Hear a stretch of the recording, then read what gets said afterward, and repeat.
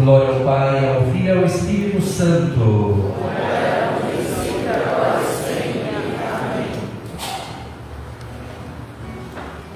Queridos irmãos e irmãs,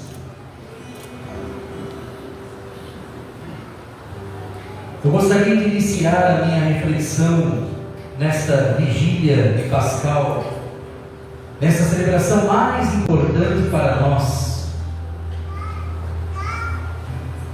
com a importância do testemunho, a importância de ter pessoas perto da gente que nos dão boas notícias. Porque o que não falta nesse mundo são pessoas que nos enchem de más notícias. E nós precisamos nos cercar de pessoas com boas notícias. Na manhã do primeiro dia da semana, bem de manhãzinha, logo após todo o sofrimento, toda a maldade, toda a violência, a crucificação, a dor, a mentira, depois de tudo que aconteceu, bem de manhãzinha, algumas mulheres vão ao túmulo e são as primeiras a olhar para o túmulo e perceber que a pedra tinha sido mexida. A pedra foi deslocada. E elas nem imaginavam qual o significado dessa pedra mexida. Que essa pedra mexida era um anúncio de uma boa notícia. É preciso mexer com as pedras que impedem essas boas notícias de virem à tona. Às vezes tem muitas pedras entre nós impedindo essas boas notícias de virem. É preciso deslocar essas pedras.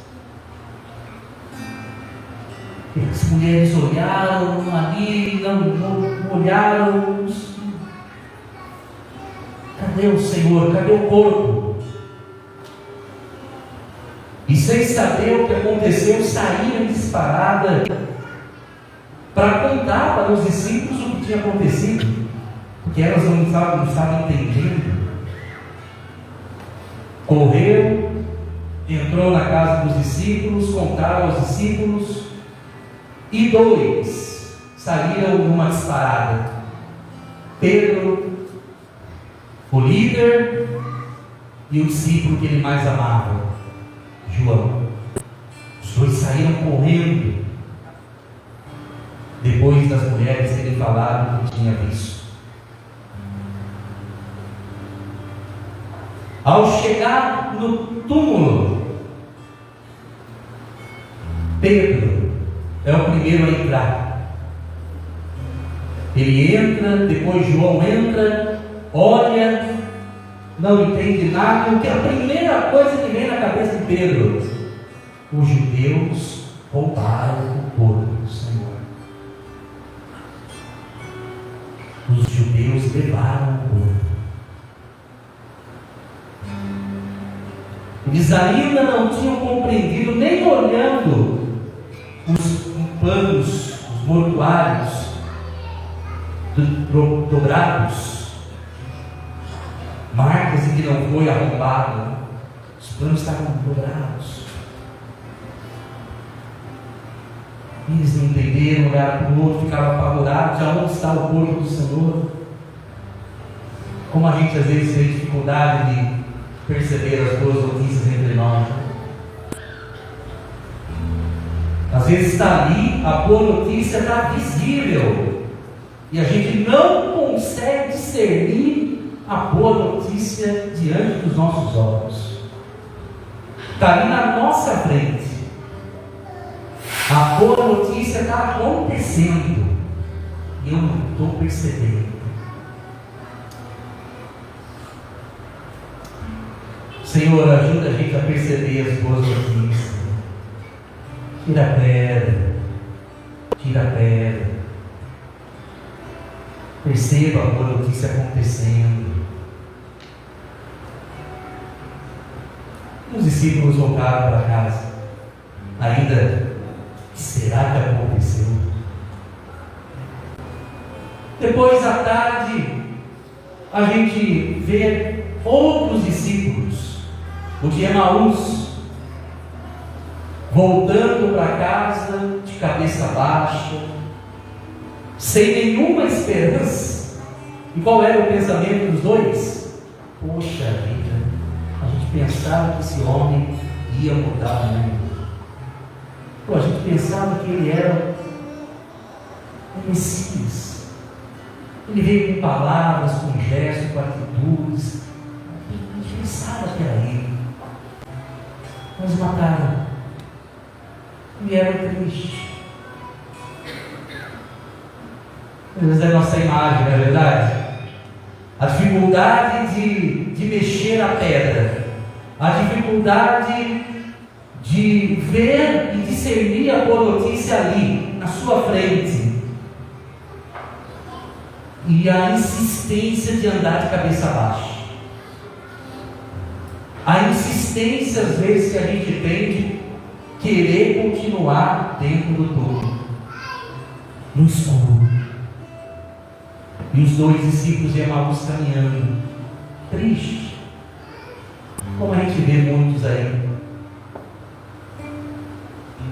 Não é à toa que o Papa Francisco, com toda a sua iluminação espiritual, que ele fez questão, não sei se posso falar isso,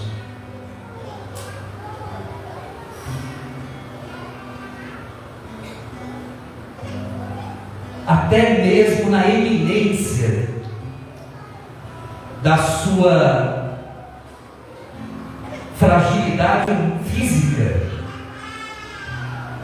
até mesmo um pouco antes dessa fragilidade ficar bem acentuada e aos nossos olhos, ele mandar um recado para o mundo dizendo: agora vai ser o ano do jubileu da esperança. Eu quero que o mundo celebre o jubileu da esperança. E alguns meses depois, a fragilidade física dele se acentua.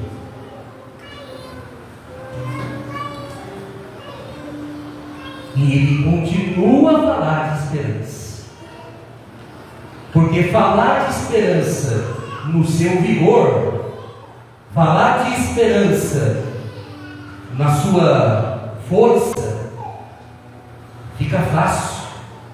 Agora, falar de esperança na dor, falar de esperança na fragilidade, seja física, seja emocional, seja espiritual, é desafiador, é exigente. Falar de esperança num estado como esse. E de repente vem o Papa, na sua eminência, fragilidade física, sem esconder nada de ninguém, e a gente vê isso, não? A gente olha para ele agora, olhando e vê que o sofrimento dele não é físico apenas, porque às vezes eu fico imaginando a tristeza dele de não poder presidir as celebrações da Semana Santa, de não estar ali presidindo. É lógico que os textos das homilias, das celebrações são deles, é dele, mas como isso deve ser provador, o tempo de provação, eu queria estar ali, queria falar, e ele tem essa fragilidade, mas insiste em falar para a gente esperança. Esse ano é o ano da esperança, e a gente não entende, não vive a esperança se não rola a pedra, se não tenta discernir as boas notícias entre nós, e se a gente não levanta a cabeça no meio do sofrimento. Mas são eles as primeiras testemunhas de que algo vai acontecer, de que algo vai acontecer de extraordinário, e por isso estamos aqui. Se não acontecesse a vitória da vida sobre a morte, que a vida é maior que a morte, vã seria a nossa fé. A nossa fé não teria sentido nenhum se a vida não fosse maior que a morte. O que é a morte perto da vitória da vida de Jesus, que desceu à mansão dos mortos para salvar alguns e para voltar a viver, e para mostrar para a gente que o fermento, o pão com fermento do Antigo Testamento não é mais para nós. O pão com fermento, fermento da hipocrisia, da maldade, do julgamento, da condenação, da mentira, da falsidade, e etc. e tal. Esse fermento não cabe mais para nós. Agora é a hora do pão sem fermento, pão puro, o pão ácido, o pão da Eucaristia, da nova e eterna aliança. É esse pão, sem fermento, puro, que nos chama a viver essa vitória da vida sobre a morte. E a gente vislumbra toda essa alegria num Deus que cria, liberta, perdoa, salva, que a gente viu aí nas leituras do curso. Um Deus que trabalhou em toda a história da salvação e que vem trabalhando até agora. De um Deus que vem trabalhando até agora. Hoje é uma noite de alegria, é uma noite que enche a gente de esperança, mesmo diante das dores do tempo, mesmo diante das fragilidades humanas que às vezes vêm e nos assolam, e que nós celebramos bem esses últimos dias, mesmo diante dessas dores,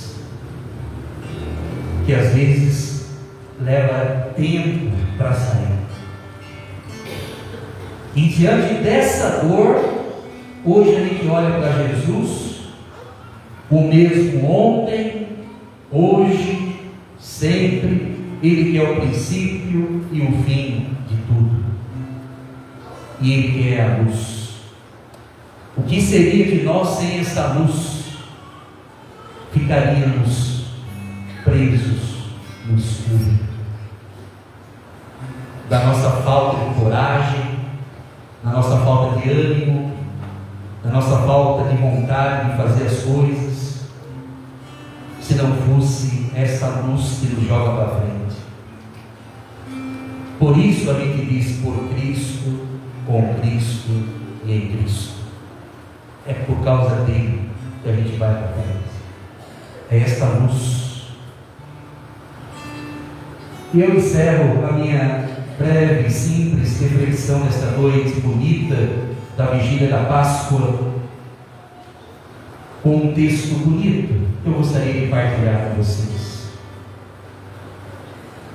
O dia da ressurreição, resplandeçamos, ó povos, Páscoa do Senhor, Páscoa. Cristo Deus nos fez passar da morte à vida, da terra ao céu, entoando o hino de sua vitória. Purifiquemos os sentidos e veremos a luz inacessível da ressurreição, a Cristo resplandecente que diz: alegrai-vos. Exultem os céus e a terra, exulte o universo inteiro, visível visível e invisível. Cristo ressuscitou, alegria eterna. Exultem os céus e exulte a terra, faça festa no universo, visível e invisível, alegria eterna, porque o Cristo ressuscitou. Dia da ressurreição, resplandeçamos, ó povos. Cristo ressuscitou dentre os mortos, ferindo com sua morte a própria morte, e dando a vida aos mortos em seus túmulos. Ressurgindo do túmulo, como havia predito, Jesus nos deu a vida eterna e a grande misericórdia. Este é o dia que o Senhor fez. Seja Ele a nossa alegria e o nosso gozo. Páscoa dulcíssima, Páscoa do Senhor, Páscoa. Uma Páscoa santíssima nos amanheceu. Páscoa, plenos de gozo, abracemo-nos todos. Ó Páscoa, que dissipas toda a tristeza do nosso coração. É o dia da ressurreição. Irradiemos alegria por tal festa. Abracemo-nos mutuamente por causa da ressurreição e gritemos sem cessar dizendo: Cristo ressuscitou dentre os mortos, ferindo a morte com a sua morte e dando a vida aos mortos em seus túmulos. Alegrai-vos sempre no Senhor. Aleluia.